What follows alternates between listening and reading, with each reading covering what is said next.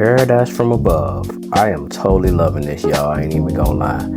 You know, I was at work, I had some downtime, and I figured, let me go ahead and take the drone out and get some drone footage of Indian Rock Beach.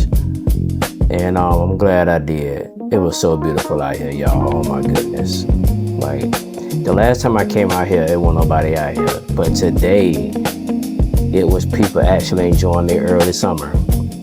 I love it out here. I love Florida. I don't think I'm going nowhere anytime soon.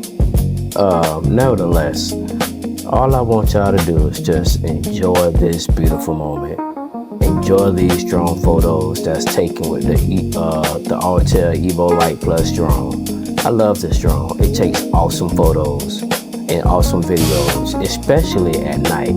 Look at that water. Look at all them people out there. And it ain't even the summertime yet. It's almost here though.